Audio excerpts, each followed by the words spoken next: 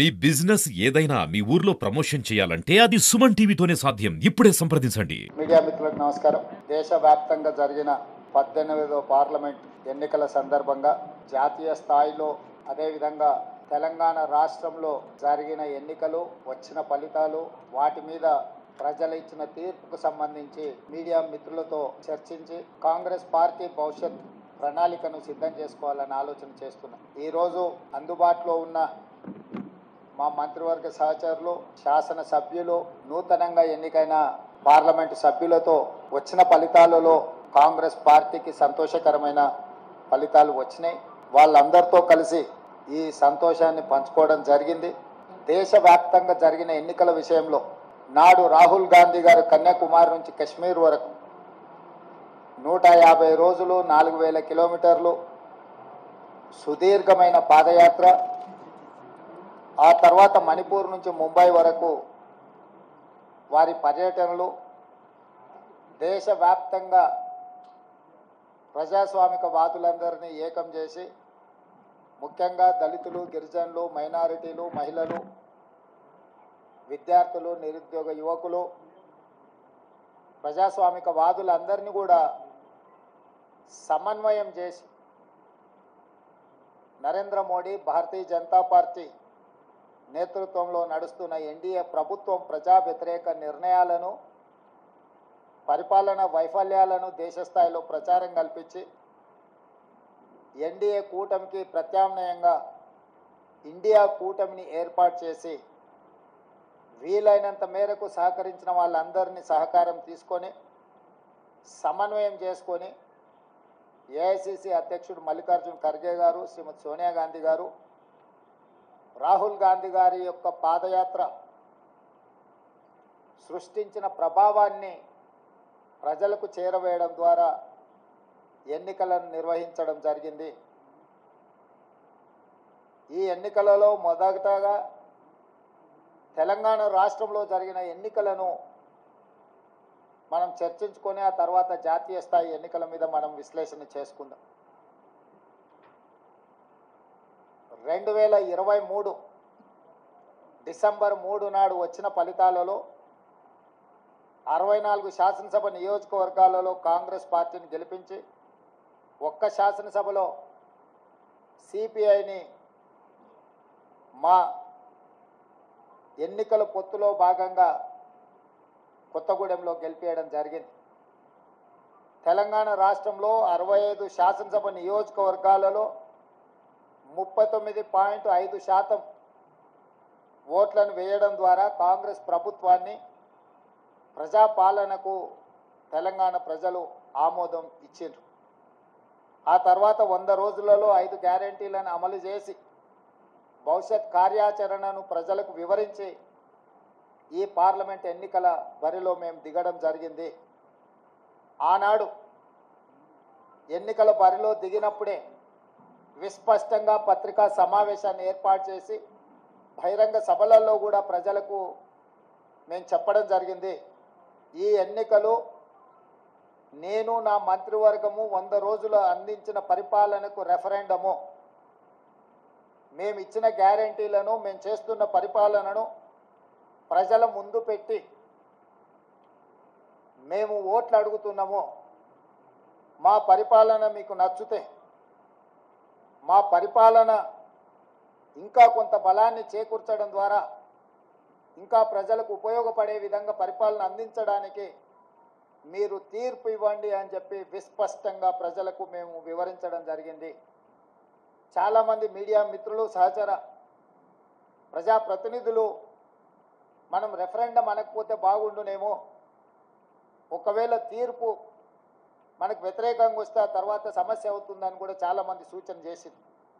కానీ ప్రజల పట్ల ఉన్న విశ్వాసము, కాంగ్రెస్ పార్టీ కార్యకర్తల, నాయకుల పట్ల ఉన్న నమ్మకంతో ఆనాడు పిసిసి అధ్యక్షుడిగా, తెలంగాణ రాష్ట్ర ముఖ్యమంత్రిగా ఇది మా పరిపాలనకు రెఫరెండమే అని చెప్పి స్పష్టంగా నేను చెప్పడం జరిగింది. మధ్య మధ్యలో మీడియా మిత్రులు గుర్తు చేసినప్పుడు కూడా ఈ విషయంలో మాకు రెండో ఆలోచన లేదు, రెఫరెండమే అని మేము చెప్పడం జరిగింది. తెలంగాణ రాష్ట్ర ప్రజా పరిపాలన రెఫరెండంగా మేము ఎన్నికలకు వెళ్తే ఈరోజు తెలంగాణ రాష్ట్రంలో వచ్చిన ఫలితాలు, ప్రజలు ఇచ్చిన ఓట్ల శాతం, పార్లమెంట్లతో పాటు అసెంబ్లీలో మాకు వచ్చిన మెజారిటీని మీడియా మిత్రులు ఎలాగూ విశ్లేషిస్తారో మా వైపు నుంచి కూడా మేము ఈరోజు వివరించదలుచుకున్నాము. జరిగిన పార్లమెంట్ ఎన్నికల్లో 17 పార్లమెంట్లకు సంబంధించి ఒక సీటు ఎంఐఎంకి ఇస్తే 16లో 8 పార్లమెంటు నియోజకవర్గాలను కాంగ్రెస్ పార్టీని గెలిపించడం జరిగింది. మరొక 8 భారతీయ జనతా పార్టీ గెలవడం జరిగింది.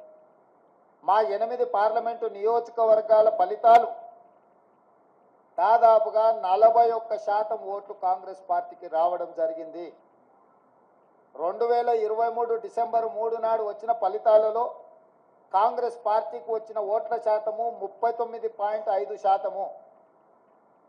ఈ పార్లమెంట్ ఎన్నికల్లో 100 రోజుల పరిపాలన తర్వాత దాదాపుగా 41% ఓట్లు కాంగ్రెస్ పార్టీకి రావడం జరిగింది. ఓట్ల శాతంలో ప్రజలు రెఫరెండం ద్వారా మా పరిపాలన బాగుందనడమే కాదు, మమ్మల్ని మెచ్చుకొని అసెంబ్లీ ఎన్నికల్లో ఇచ్చిన ఓట్ల శాతానికంటే అధిక ఓట్ల శాతాన్ని ప్రజలు మాకు ఇవ్వడం ద్వారా, ఆశీర్వదించడం ద్వారా మా పరిపాలన పట్ల ప్రజలు సంతృప్తి వ్యక్తం చేసిండ్రు అని చెప్పి నేను భావిస్తున్నాను. అదేవిధంగా 2019 పార్లమెంట్ ఎన్నికల్లో 3 పార్లమెంటు గెలిస్తే ఈ ఎన్నికల్లో మమ్మల్ని 8 పార్లమెంటు సీట్లు గెలిపించడం ద్వారా 8 సీట్లు అధికంగా ఇచ్చి పార్లమెంటులో కూడా మాకు అత్యధికంగా సీట్లు ఇవ్వడం ద్వారా ఓట్లు, సీట్లు కూడా మమ్మల్ని పెంచడం ద్వారా ప్రజలు ఆశీర్వదించారు. ఇదే కాకుండా మూడవ విశ్లేషణ, 119 శాసనసభ నియోజకవర్గాలలో ప్రజలు ఓట్లేస్తే విస్పష్టంగా ఆనాడు 64 సీట్లు ఎట్లయితే మెజారిటీ వచ్చిందో ఈరోజు 64 సీట్లలో మెజారిటీ రావడమే కాకుండా కంటోన్మెంటు మేము ఓడిపోయి బీఆర్ఎస్ గెలిచిన సీటులో కాంగ్రెస్ పార్టీకి 13,206 ఓట్ల మెజారిటీ ఇచ్చి 65వ స్థానాన్ని కూడా కాంగ్రెస్ పార్టీకి ఇవ్వడం ద్వారా ఆనాడు ఇచ్చిన 64 సీట్ల కంటే ఇంకొక సీటును అదనంగా ఇచ్చి కాంగ్రెస్ పార్టీని అసెంబ్లీలలో కూడా 65 సీట్ల తీర్పు ద్వారా మా రెఫరెండంని ప్రజలు సమర్థించిండ్రు, మాకు అనుకూలంగా ఓట్లేసి గెలిపించిండ్రు. కాంగ్రెస్ పార్టీ అధ్యక్షుడిగా, ముఖ్యమంత్రిగా కాంగ్రెస్ పార్టీ ప్రజాప్రతినిధులకు, మంత్రివర్గ సహచరులకు, శాసనసభ్యులకు, రాష్ట్ర స్థాయి నాయకులకు, జిల్లా స్థాయి నాయకులకు, మండల స్థాయి నాయకులకు, మరీ ముఖ్యంగా గ్రామ స్థాయి కార్యకర్తలకు మనస్ఫూర్తిగా కృతజ్ఞతలు, ధన్యవాదాలు తెలియజేస్తున్నా. ఈరోజు వారి శ్రమ వల్ల, వారి కష్టం వల్ల, వారి ప్రయత్నం వల్ల ఓట్ల శాతంలో కావచ్చు, పార్లమెంటు సీట్ల విషయంలో కావచ్చు, శాసనసభ నియోజకవర్గాల వారిగా కాంగ్రెస్ పార్టీకి అత్యధిక మెజారిటీని తీసుకొచ్చి మా కాంగ్రెస్ పార్టీ కార్యకర్తలు ఈరోజు మా గౌరవాన్ని, రాహుల్ గాంధీ గారి నాయకత్వాన్ని నిలబెట్టినందుకు కాంగ్రెస్ పార్టీ తరఫున వారికి నేను సంపూర్ణంగా కృతజ్ఞతలు తెలియజేస్తున్నా.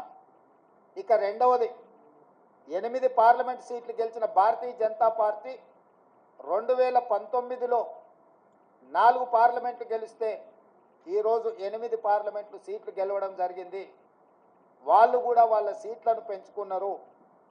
ఆనాడు 20% ఉన్న ఓట్లను వాళ్ళు ఈరోజు 35%కి పెంచుకోవడం జరిగింది. అంటే ఈ రాష్ట్రంలో భారతీయ జనతా పార్టీ కూడా ఓట్లు, సీట్లు పెరగడం జరిగింది. అయితే ఇందులో వాళ్ళ ఓట్లు, సీట్లు పెరగడానికి వాళ్ళ నాయకత్వాన్ని సమర్థించేదానికంటే బీజేపీని గెలిపించడానికి బీఆర్ఎస్ నాయకులు ఆత్మ బలిదానం చేసుకొని అవయవాలను త్యాగం చేసి, అవయవ దానం చేసి ఈరోజు బీజేపీని గెలిపించడం జరిగింది. బీజేపీ గెలిచిన 8 పార్లమెంటు నియోజకవర్గాలలో బీఆర్ఎస్ 7 సీట్లల్లో డిపాజిట్లు కోల్పోయింది. ఆదిలాబాద్ కావచ్చు, నిజామాబాద్ కావచ్చు, కరీంనగర్ కావచ్చు, మల్కాజ్గిరి కావచ్చు, సికింద్రాబాద్ కావచ్చు, చేవెళ్ళ కావచ్చు, మహబూబ్ నగర్ కావచ్చు, ఈ 7 పార్లమెంటు నియోజకవర్గాలలో బీఆర్ఎస్ డిపాజిట్లు కోల్పోయి బీజేపీని గెలిపించడం ద్వారా బీఆర్ఎస్ నాయకులు ఆత్మ బలిదానం చేసుకొని అవయవ దానం చేసిండ్రు బీజేపీకి. ఈ విషయం నేను ఈరోజు చెప్పడం లేదు. ఎన్నికల ప్రక్రియ మొదలైనప్పుడే స్పష్టంగా పార్లమెంటు నియోజకవర్గాల వారీగా బలహీనమైన అభ్యర్థులను పెట్టి బీఆర్ఎస్ శ్రేణులను బీజేపీకి పని చేపిస్తున్నాడు చంద్రశేఖరరావు అని చెప్పి నేను స్పష్టంగా నిర్దిష్టమైన ఆరోపణ చేసిన. నేను నిర్దిష్టమైన అంశాలను ప్రస్తావించినప్పుడు బీఆర్ఎస్ నాయకులు వితండవాదం చేసిండ్రు, నా మీద వాళ్ళు మాటల దాడి చేసిండ్రు. ఇవాళ ఇంకొక విషయం, అత్యంత కీలకమైన అంశం నేను ఇప్పుడు ప్రస్తావించదలుచుకున్నా. 2001లో తెలుగుదేశం పార్టీకి రాజీనామా చేసి చంద్రశేఖరరావు గారు సిద్దిపేటలో శాసనసభ్యుడిగా పోటీ చేసినప్పటి నుంచి 2023 డిసెంబర్ వరకు సిద్దిపేట శాసనసభ నియోజకవర్గంలో ఏ రోజు కూడా 25-30 వేల మెజారిటీ నుంచి 1,25,000 మెజారిటీ వరకు ప్రతి సందర్భంలో అది చంద్రశేఖరరావు గారు కావచ్చు, లేకపోతే హరీష్ రావు గారు కావచ్చు, లేకపోతే స్థానిక సంస్థలు కావచ్చు, లేకపోతే పార్లమెంట్ ఎన్నికల్లో కావచ్చు, అత్యధిక మెజారిటీ సిద్దిపేట అసెంబ్లీ నియోజకవర్గంలో బీఆర్ఎస్ పార్టీకి వచ్చింది. కానీ ఈ పార్లమెంట్ ఎన్నికల్లో హరీష్ రావు గారు సిద్దిపేటలో పూర్తి తన ఓట్లను బీజేపీకి బదిలీ చేసిండు. ఇవాళ బీజేపీ రఘునందన్ రావు గారికి 63,000 పైచిలకు ఓట్లు వస్తే బీఆర్ఎస్కు 65,000 ఓట్లు మాత్రమే వచ్చినాయి. ఈరోజు బీఆర్ఎస్ మెజారిటీ సిద్దిపేటలో 2,500 ఓట్లు మాత్రమే. అంటే ఇప్పటి వరకు సిద్దిపేట నియోజకవర్గం మీద పూర్తి ఆధిపత్యాన్ని పట్టును ప్రదర్శించిన బీఆర్ఎస్, కేసీఆర్ హరీష్ ఇద్దరు బీఆర్ఎస్ ఓట్ల మొత్తాన్ని బీజేపీకి రఘునందన్ రావుకు బదిలీ చేయడం ద్వారా ఈరోజు మెదక్లో కాంగ్రెస్ పార్టీని ఒక బలహీన వర్గాల అభ్యర్థిని ఓడించడం జరిగింది. మాకు కేవలం సిద్దిపేటలో వచ్చిన మైనస్ వల్లనే ఈరోజు దాదాపుగా మేము మెదక్ పార్లమెంట్ సీటును ఓడిపోవడం జరిగింది. అంటే బీఆర్ఎస్ను నమ్మి నిలబడ్డ వెంకట్రామరెడ్డిని నమ్మించి మోసం చేయడమే కాకుండా కాంగ్రెస్ పార్టీని ఓడించాలా, కాంగ్రెస్ పార్టీ అంటేనే ఏవగింపు లేకపోతే కోపము ప్రదర్శించి ఆత్మ బలిదానం చేసుకొని అవయవ మార్పిడికి పాల్పడి ఈరోజు బీజేపీని గెలిపించారు.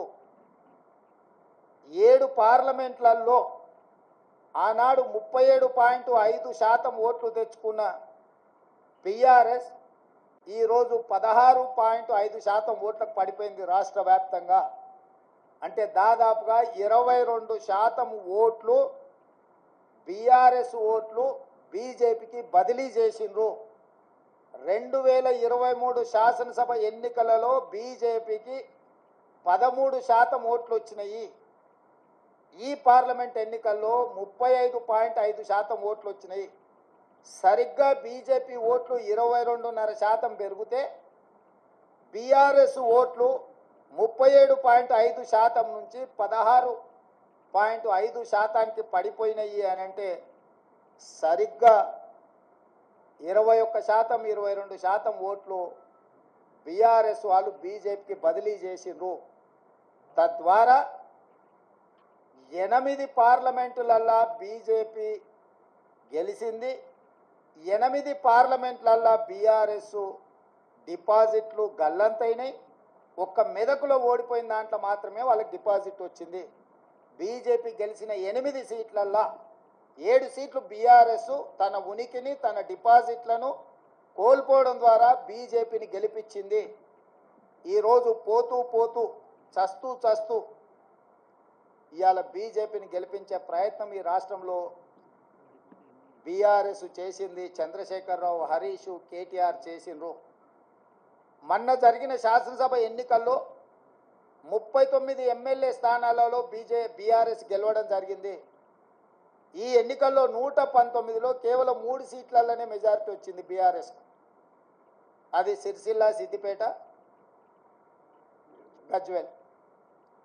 అంటే ఈ రాష్ట్రంలో బీఆర్ఎస్ నాయకుల యొక్క ఆత్మగౌరవాన్ని, బీఆర్ఎస్ యొక్క శాసనసభ్యుల ఆత్మగౌరవాన్ని బీజేపీకి కేసీఆర్, కేటీఆర్, హరీష్ రావు తాకట్టు పెట్టిండ్రు. పూర్తిగా ఓట్ల బదలాయింపు, పూర్తిగా ఎన్నికల ఫలితాలను బీజేపీకి అనుకూలంగా మార్చి ఈరోజు కేసీఆర్ కుటుంబము రాజకీయ అరాచకానికి పాల్పడ్డారు. ఇది తెలంగాణ సమాజం అంతా గమనించాలి.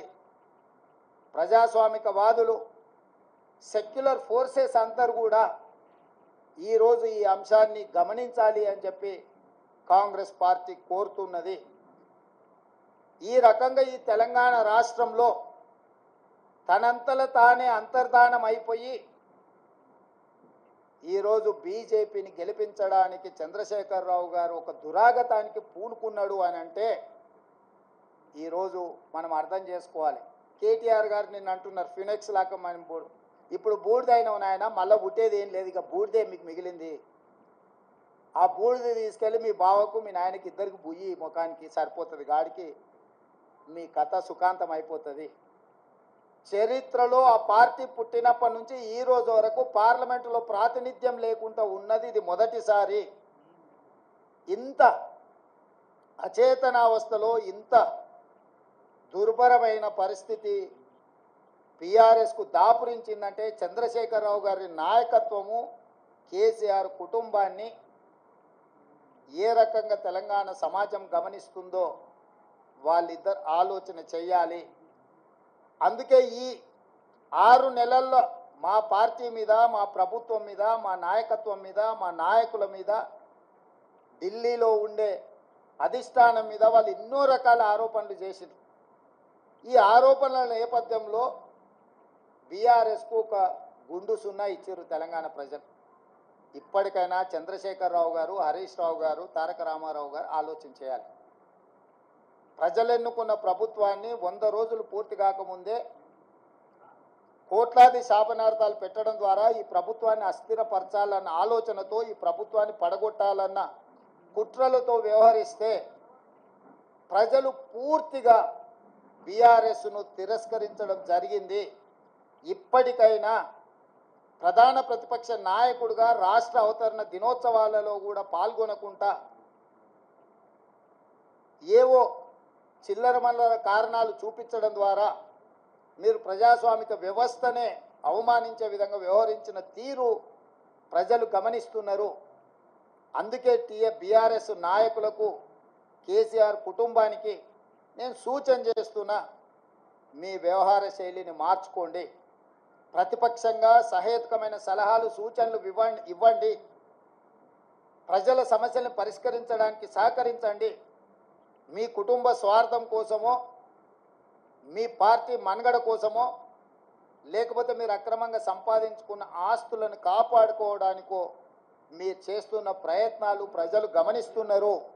కాబట్టి దయచేసి చంద్రశేఖరరావు గారు ప్రధాన ప్రతిపక్ష నాయకుడిగా మీ బాధ్యతను నిర్వహించండి.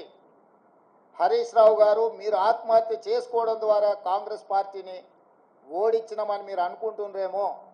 మీరు ఆత్మాహుతి దళాలుగా మారి కాంగ్రెస్ పార్టీని దెబ్బతీయాలన్న ఆలోచన ఏదైతే చేస్తుండ్రో ఇది చివరికి మీ ఉనికి, మీ మనుగడ ఈ రాష్ట్రంలో, ఈ దేశంలో లేకుండా, చట్టసభలలో లేకుండా కనుమరుగైపోతారు, కాలగర్భంలో కలిసిపోతారు.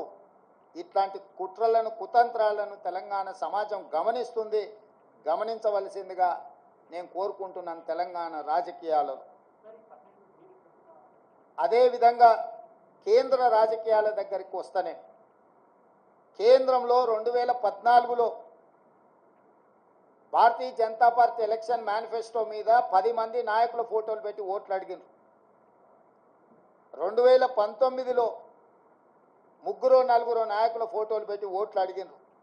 భారతీయ జనతా పార్టీ విధానం మీద, భారతీయ జనతా పార్టీ సిద్ధాంతాల మీద, భారతీయ జనతా పార్టీ ఎన్నికల మేనిఫెస్టో మీద 2014, 2019 ఎన్నికలు జరిగినాయి. ఒకసారి 2014లో 273 సీట్లు వచ్చినాయి, 2019లో 303 సీట్లు వచ్చినాయి. అంటే సంపూర్ణమైన మెజారిటీ భారతీయ జనతా పార్టీకి ఆనాడు దేశ ప్రజలు ఇవ్వడం జరిగింది. 2024 పార్లమెంట్ ఎన్నికల్లో పార్టీని పక్కన పెట్టిండ్రు, సమిష్టి నాయకత్వాన్ని పక్కన పెట్టిండ్రు. మోడీ గ్యారంటీ అని చెప్పి ఏక వ్యక్తి నాయకత్వంలో ఒకే ఒక వ్యక్తి, అది మోడీ గ్యారంటీ అని చెప్పి ప్రజల దగ్గరికి వెళ్ళారు. మోడీ గ్యారంటీ మీదనే మొత్తం ఎన్డీఏ కూటమి యొక్క ఎన్నికల ప్రచార సరళిని నడిపించిండ్రు. 303 సీట్లున్న ఎన్డీఏ బీజేపీ 240 సీట్లకు పడిపోయింది. అంటే మోడీ గ్యారంటీని ఈ దేశ ప్రజలు తిరస్కరించిండ్రు. మోడీ గ్యారంటీకి ఉన్న వారంటీ అయిపోయింది. ఇక మోడీ కాలం చెల్లిపోయిండు అని చెప్పి దేశ ప్రజలు తీర్పిచ్చిండ్రు. దానికి సంబంధించి ఈ ఎన్నికల్లో బీజేపీకి ఎన్డీఏకు 42.9% ఓట్లు వస్తే ఇండియా కూటమికి 41.1% ఓట్లు వచ్చినాయి. దాదాపుగా సరి సమానంగా ఓట్ల శాతం వచ్చింది. సీట్లు కూడా దాదాపుగా పోటీ పడే విధంగా రావడం జరిగింది. జాతీయ రాజకీయాలలో నా విశ్లేషణ, నా డిమాండ్ ఒక్కటే. మోడీ గ్యారంటీ మీద ఎన్నికలకు వెళ్ళిన భారతీయ జనతా పార్టీ మోడీ గ్యారంటీని ప్రజలు తిరస్కరించారు. మోడీ గ్యారంటీకి ఉన్న వారంటీ పూర్తయిపోయింది, కాలం చెల్లిపోయింది. కాబట్టి ఈ దేశ ప్రజలు మోడీ గారిని తిరస్కరించారు. తక్షణమే నరేంద్ర మోడీ గారు ప్రధానమంత్రి పదవికి రాజీనామా చేసి మళ్ళీ ప్రధానమంత్రి పదవి చేపట్టకూడదు. ఎందుకంటే ఆయన నాయకత్వాన్ని ఆయనను చూపించే ఓట్లు అడిగినరు. ప్రజలు ఆయన నాయకత్వాన్ని, ఆయన గ్యారంటీని తిరస్కరించారు. కాబట్టి 140 కోట్ల ప్రజల యొక్క తిరస్కారానికి లోనైన నరేంద్ర మోడీ ప్రధానమంత్రి పదవి చేపట్టకూడదు. ఇది 4 కోట్ల తెలంగాణ ప్రజల తరఫున కాంగ్రెస్ పార్టీ నాయకుడిగా నేను డిమాండ్ చేస్తున్నా. సరే, ఎన్డీఏ కూటమిలో ఇంకెవరైతారు? ఎన్డీఏ కూటమికి మెజారిటీ వచ్చినప్పుడు వాళ్ళు ఏం నిర్ణయాలు తీసుకుంటారు పక్కన పెడితే, మోడీ గ్యారంటీ మీద ఏక వ్యక్తి చూపించి మీరు ఓట్లు ప్రజల దగ్గరికి వెళ్తే ఆ ఏక వ్యక్తిని ప్రజలు తిరస్కరించారు. కాబట్టి భారతీయ జనతా పార్టీ నరేంద్ర మోడీ గారిని రాజీనామా అడగాలి, రాజీనామా చేయించాలి. నరేంద్ర మోడీ గారు హుందాగా, విలువలు కలిగిన రాజకీయ నాయకుడిగా, సమాజానికి ఆదర్శంగా నిలబడే వ్యక్తిగా ప్రధానమంత్రిగా రాజీనామా చేసి హుందాగా వారు తప్పుకుంటే వారికి గౌరవం ఉంటుంది. లేదు, నేను ఇట్లనే ప్రధానమంత్రికి కొనసాగుతా, 3వసారి ప్రమాణ స్వీకారం చేస్తా, కుట్రల కుతంత్రాలకు నేను తెరలేపుతా అని నరేంద్ర మోడీ గారు అంటే, వారు చెప్పుతున్న విలువలతో కూడుకున్న రాజకీయాలు చెప్పడానికే తప్ప పాటించడానికి లేదు అని చెప్పి ఈ దేశ ప్రజలు నరేంద్ర మోడీ గారిని తిరస్కరించబోతున్నారు. కాబట్టి భారతీయ జనతా పార్టీ ఇప్పటికైనా ఏక వ్యక్తి, అదేవిధంగా అప్రజాస్వామికంగా వ్యవహరించే తీరును మానుకోవాలి. ప్రజలిచ్చిన తీర్పును భారతీయ జనతా పార్టీ గౌరవించాలి అని చెప్పి కాంగ్రెస్ పార్టీ డిమాండ్ చేస్తుంది.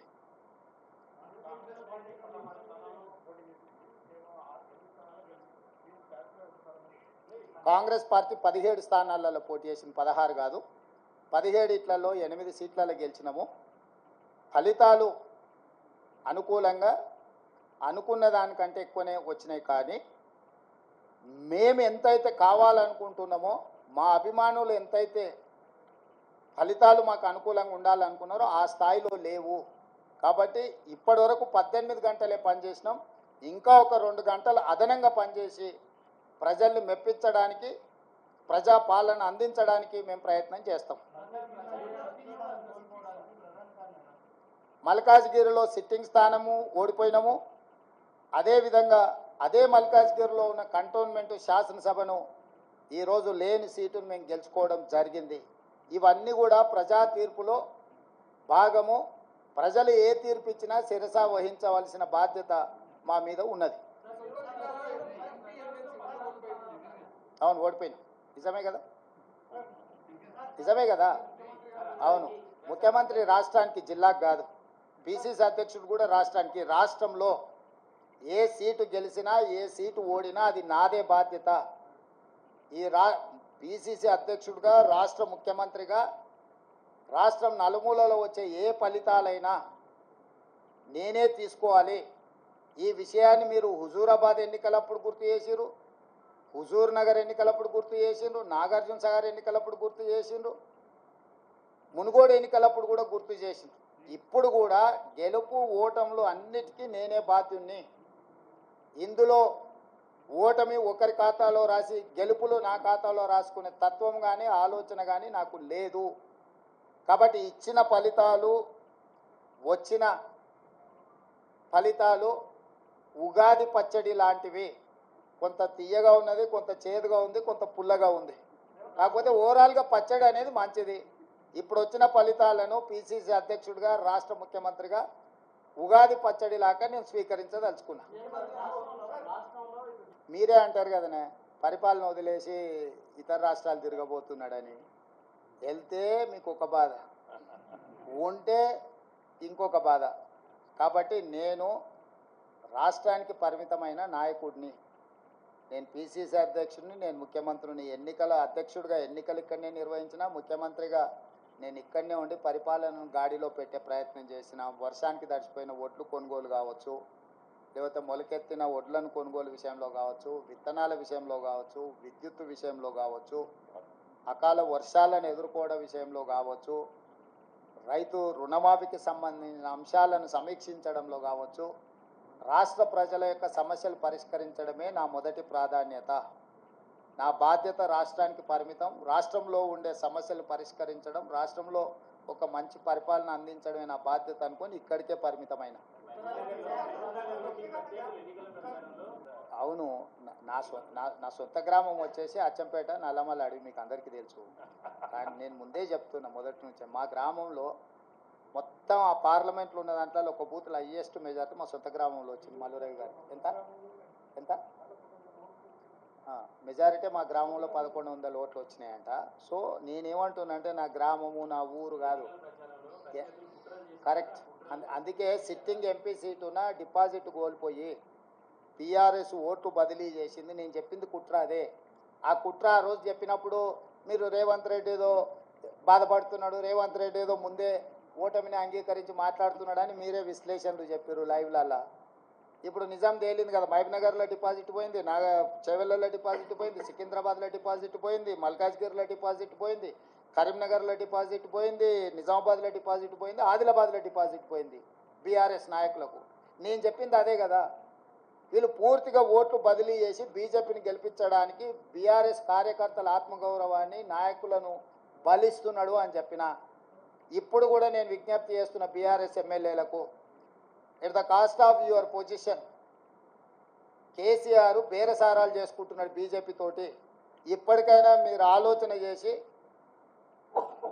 అదేమో అంటారు కదా, ఆత్మ ప్రబోధానుసారము మీరు నిర్ణయాలు తీసుకోండి.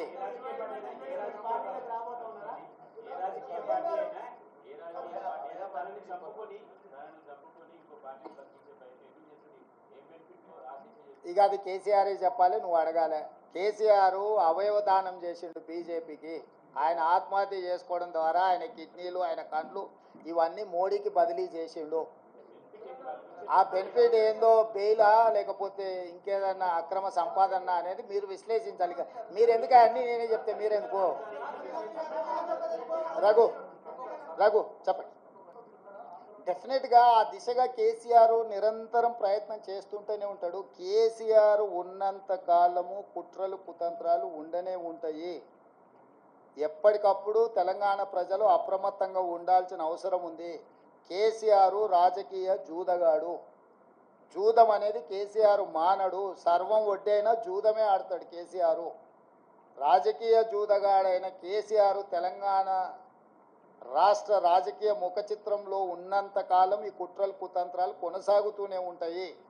అయితే మహారాష్ట్రలో ఇట్లాంటి కుట్రలు కుతంత్రాలతోని శివసేనను, ఎన్సీపీని చీల్చడం ద్వారా, ప్రభుత్వాన్ని ఏర్పాటు చేయడం ద్వారా నరేంద్ర మోడీ గారు ప్రభుత్వాన్ని ఏర్పాటు చేసిన అని అనుకున్నాడు. కానీ మహారాష్ట్ర ప్రజల తిరస్కారానికి గురై ఈరోజు తలెత్తుకోలేని పరిస్థితులు మహారాష్ట్రలో ఉద్భవించినాయి కాబట్టి తెలంగాణలో నరేంద్ర మోడీ గారు బీజేపీ ఇదే రకమైన ప్రయోగం చేస్తారా చేయరా చూడాలి. నెంబర్ 1. నెంబర్ 2, ప్రపంచంలోనే అత్యంత అవినీతిపరుడు చంద్రశేఖరరావు అని ఆరోపణ చేసి ఈ దేశంలోనే కుటుంబ పార్టీ అవినీతి కుటుంబం అని ఆరోపణ చేసింది కేసీఆర్ పార్టీని, కేసీఆర్ కుటుంబాన్ని. వీళ్ళతో బీజేపీ ఎట్లా జట్టు కడుతుంది, ఎట్లా సమర్థించుకుంటారో బీజేపీ నాయకులు ఇప్పుడు ప్రజలకు వివరించాలి. వీటన్నిటి నేపథ్యంలో ఈ అన్నిటిని విశ్లేషించడానికి ఇంకా కొంత సమయం పడుతుంది. ఎన్నికల ఫలితాలను ఎట్లా చూస్తాం చారి? ఎన్నికల ఫలితాల రకంగానే చూస్తాము, ప్రజా తీర్పు పరంగానే చూస్తాము. దాంట్లో వేరే రకంగా చూడడానికి ఏముంది? ప్రజలు తీర్పు ఇచ్చిండ్రు. ఆ తీర్పును జగన్మోహన్ రెడ్డి గారు నేను స్వాగతిస్తున్నా అన్నాడు, చంద్రబాబు నాయుడు గారు నేను స్వాగతిస్తున్నా అన్నాడు. ఇక వాళ్ళిద్దరు స్వాగతించిన తర్వాత మియా బీవీకి రాజీ హోయేతో కాశీ కా క్యా ఇస్మే?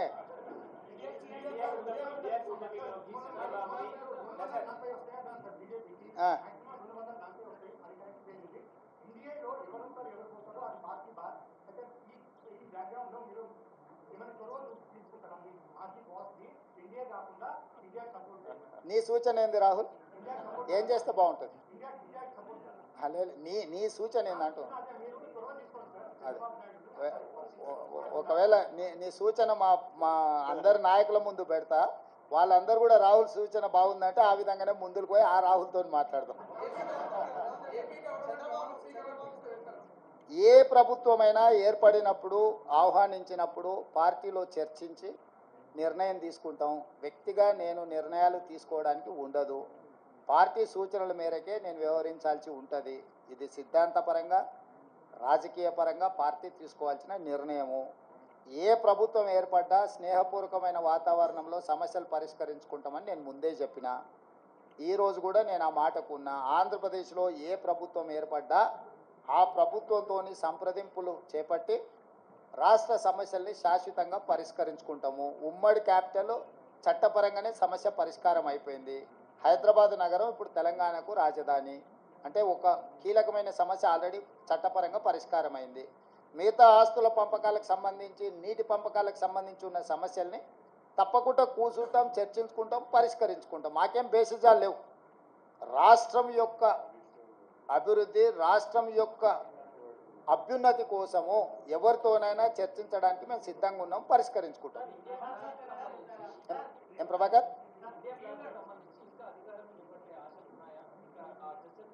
నాకు తెలియదు, నేను ఢిల్లీకి వెళ్ళలేదు. ఇండియా కూటమి ఢిల్లీలో చర్చలు చేస్తారు. మన వాళ్ళు ఎవరైనా ఉంటే అక్కడికి ప్రశ్న అడగమను.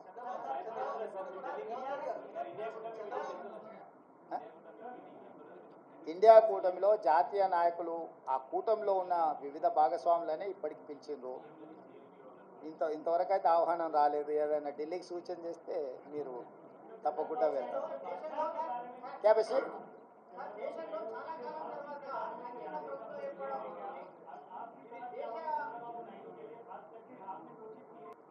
जहाँ तक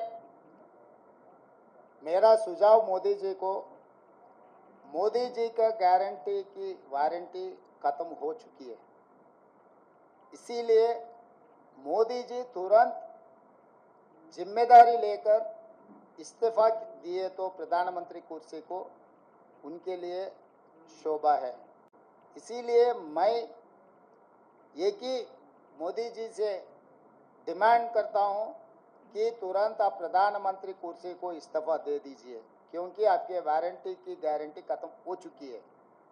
और दूसरी बात रहा ये जो अलायंस के बारे में, इंडिया अलायंस या कोई आए कोई गए, ये जिम्मेदारी मेरे नहीं है। मेरे जिम्मेदारी है तेलंगाना सरकार चलाने का, तेलंगाना कांग्रेस पार्टी को चलाने का जिम्मेदारी है। मैं गैर जिम्मेदारी के काम नहीं करता हूँ। जो जिम्मेदारी लोग हैं वो जिम्मेदारी लोग जिम्मेदारी निभाएंगे। वो यहाँ पर चर्चा नहीं होगी, दिल्ली में होगी। आपको कुछ भी अगर ऐसा ही कुछ संशय रहा तो मुझे पूछो, मैं दिल्ली में फिर पूछ लेके फिर वापस बोलूँगा मैं। अरे सबसे सबका ताल्लुकात है, कौन किससे पहचानते नहीं। जितने सारे लोग हैं, नीतीश कुमार जी पहले कांग्रेस पार्टी के साथ भी काम किए, बहुत सारे लोग कांग्रेस पार्टी के साथ किए, सो वाले आज एनडीए के अलायंस में है, या एनडीए में जो लोग हैं अभी इंडिया अलायंस में भी है। ये सब सारे प्रदेश लेवल पे चर्चा नहीं होने वाले हैं, नेशनल लेवल पे चर्चा होने वाले हैं। नेशनल लेवल पे अभी अलायंस का, इंडिया अलायंस का कुछ मीटिंग चल रहा है। मीटिंग में जो तय करेगा वो हिसाब से इंडिया अलायंस आगे जाएगा।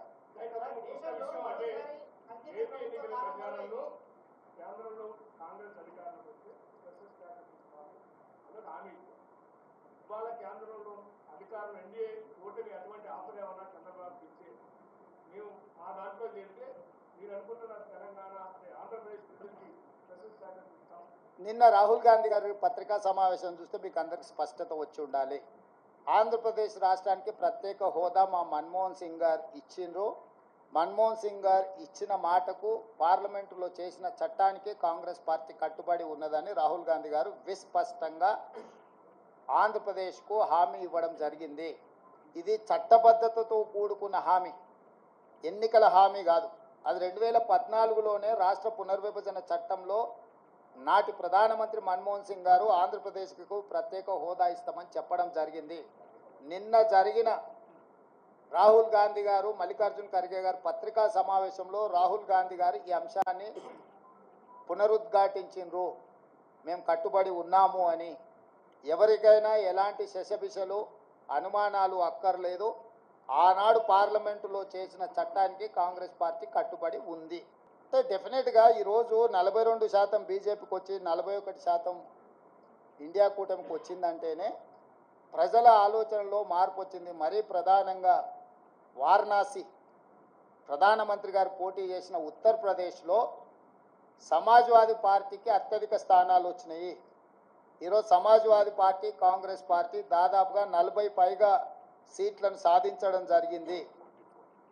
37 స్థానాలు సమాజ్వాదీ పార్టీకి వచ్చినాయి, 7 కాంగ్రెస్ పార్టీకి వచ్చినాయి. అంటే దాదాపుగా 42 స్థానాలు సమాజ్వాదీ పార్టీ, కాంగ్రెస్ పార్టీ ఉత్తరప్రదేశ్లో గెలవడం జరిగింది. రెండవది ఫైజాబాద్ పార్లమెంట్. ఫైజాబాద్ పార్లమెంట్ అంటే అయోధ్య రామ మందిరం ఎక్కడైతే నిర్మించిందో ఆ పార్లమెంట్లో బీజేపీ ఓటమి చెందింది. అంటే రాముడి పేరు మీద ఎన్నికల ఓట్ల యాచక వృత్తి చేపట్టడాన్ని రాముడు కూడా క్షమించలేదు. రాముడి పేరు మీద యాచక వృత్తికి పాల్పడ్డ బీజేపీని అయోధ్య మందిరం ఉన్న అయోధ్య ప్రాంతంలో ఉన్న ఫైజాబాద్ పార్లమెంట్లో బీజేపీని ఓడించడం ద్వారా భారతీయ జనతా పార్టీ నాయకులకు దేవుడు కూడా గుణపాఠం చెప్పిండు. ఈ అంశాలన్నీ కూడా మన కళ్ళ ముందే జరిగినాయి. మోడీ గ్యారంటీ మీద ప్రజలు తీర్పిచ్చిండ్రు, మోడీ గ్యారంటీని తిరస్కరించిండ్రు. రాముడి తలంబ్రాల పేరు మీద ఓట్లు కొల్లగొట్టాలని చూస్తే రామ మందిరం నిర్మించిన అయోధ్య ఉండే పార్లమెంటు నియోజకవర్గం ఫైజాబాద్లోనే బీజేపీని ఓడించడం జరిగింది, ప్రజలు తిరస్కరించడం జరిగింది. కాబట్టి దేవుడి పేరు మీద ఓట్లు పొందాలన్న దురాశ బీజేపీకి మంచిది కాదు. ఇవన్నీ కూడా ప్రజలు ఇచ్చిన తీర్పు. ఈ తీర్పును దృష్టిలో పెట్టుకొని మనం అందరం కూడా భవిష్యత్ కార్యాచరణను నిర్ణయించుకోవాలి. వాళ్ళ ప్రజాస్వామ్యంలో ఎవరి అభిప్రాయాలు వాళ్ళు స్వేచ్ఛగా చెప్పొచ్చు. వారి స్వేచ్ఛను నేను హరించను. వారు స్వేచ్ఛగా అభిప్రాయాలు చెప్పొచ్చు.